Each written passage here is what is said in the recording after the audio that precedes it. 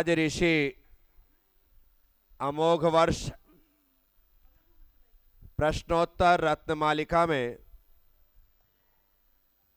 20वीं गाथा लिखते हुए कहते हैं,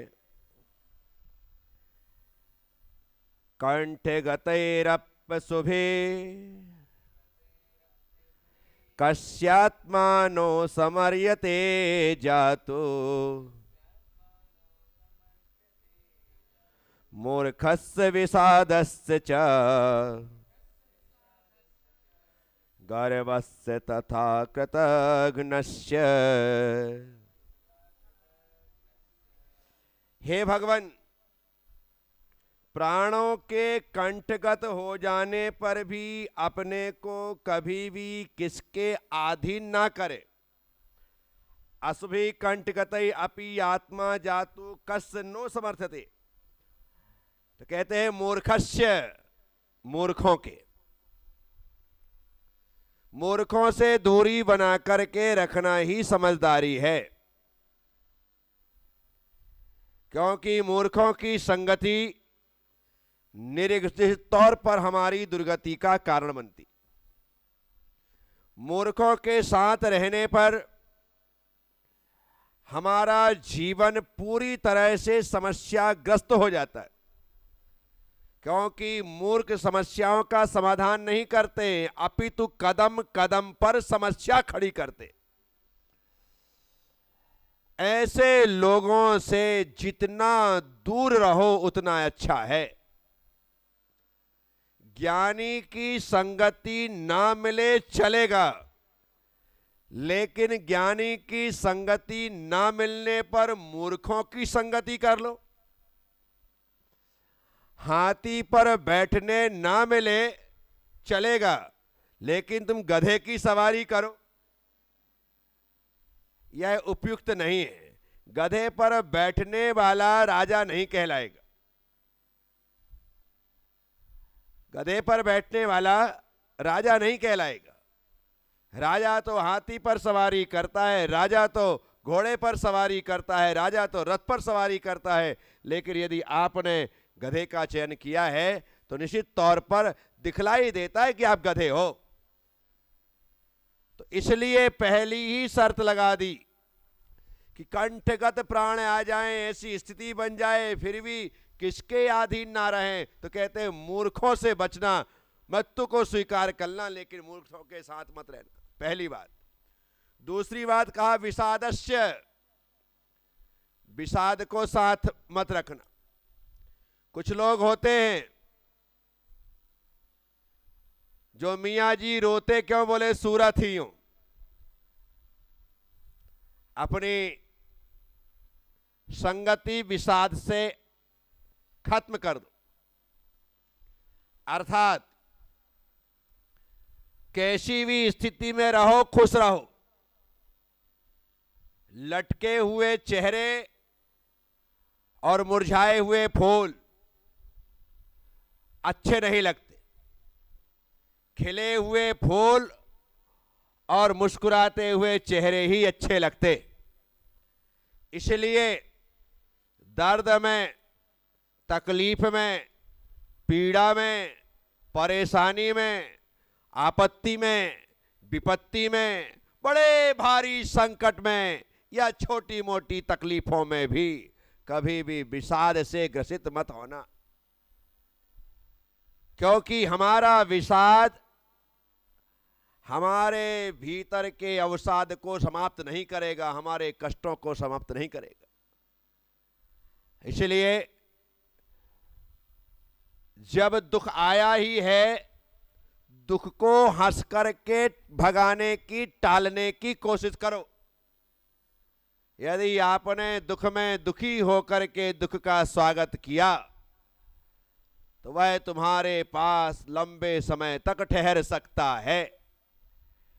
समझदारी यही है, दुख को भी हंस करके बुलाओ, तो हंस करके जो दुख को बुलाता है दुख वहां पर नहीं आता है। तो कहा गया मूर्खस्य, मूर्खों से दूरी बनाओ। फिर कहा विषादस्य, विषाद से दूरी बनाओ। फिर कहा गर्वस्य, अहंकार से दूरी बनाना, गर्व से दूरी बनाना। गर्व को गुरूर भी कहते। तो इस शब्द को समझते हुए इतना याद रखना है, गुरूर से दूरी बनाना है और गुरु से निकटता बनाना है। गुरु से जिसकी निकटता होगी वह व्यक्ति हर हाल में खुशहाल होगा। क्योंकि उसे पता है कि मेरा संपूर्ण टेंशन इनका, मैं तो टेंशन फ्री हूं, निश्चिंत। चलना है तो चलो, रुकना है तो रुको, जो कुछ करना है तो करो, अपन तो बैठे हैं। डिब्बा अपने आप नहीं चलता है, इंजन आगे बढ़ता है तो डिब्बे पीछे पीछे। तो यहां पर बात यही है, गर्वस्य, गर्व नहीं करना। गर्व से जितनी दूरी हो सके, क्योंकि हमारे पास ऐसा कुछ है ही नहीं जिस पर गर्व किया जाए। 8 जो मद हैं उनमें एक भी चीज बता दो कि जिसमें सीना तान करके जीने जैसी स्थिति रहे। ज्ञानम, हमारे बाप बैठे ज्ञान में, ऐसे ऐसे प्रकांड विद्वान हैं आज की तारीख में कि उन्हें सुनकर के हम अपनी दांतों तले उंगली दबा लें कि बाप रे बाप। तो ज्ञान में तो कुछ भी नहीं हमारे पास। पूजा, ऐसे प्रतिष्ठित लोग हैं जिनके आने पर सरकार तोपों की सलामियां दे रही, पूरा का पूरा प्रशासन उनकी सेवा में लगा हुआ है। सुरक्षा की दृष्टि देखो तो परिंदा भी पर ना मारे, ऐसी पूजा प्रतिष्ठा है। जहां जाए तो वहां का राष्ट्रपति स्वागत करता है। तो पूजा में भी हम कहां हैं? ज्ञानम पूजम कुलम जातिम, कुल जाति को देख लो एक बार। ऐसे कौन से कुल की बात है, ऐसे कौन सी जाति की बात है? इसलिए इसका किसी प्रकार से, कुल मतलब पिता का पक्ष, जाति मतलब माता का पक्ष। अब वो आप देखने जाते हैं तो ऐसे वो राजा महाराजा तो है नहीं कि हमारे दादाजी राजा, हमारे पिताजी राजा, हमारे मामा राजा, हमारे नाना राजा, वो कुछ भी नहीं है। तो फिर जाति और कुल का मत किस प्रकार का? बल दिखता है क्या? सुबह सुबह चक्कर आने लग जाते हैं। बल, रिद्धि है ही नहीं है, सिद्धि नहीं है तो रिद्धि की बात तो बहुत दूर की है। तप, आहार करने के बाद भी भूख लग जाती है, शाम को बड़ी बेचैनी सी होने लग जाती है, गला शुष्क हो जाता है। कहां है बल? छिपकली से डर लग जाता है, कहां है बल? काकरोच आ जाए तो काकरोच कमरे के अंदर, अपने कमरे के बाहर, कहां है बल? बताओ।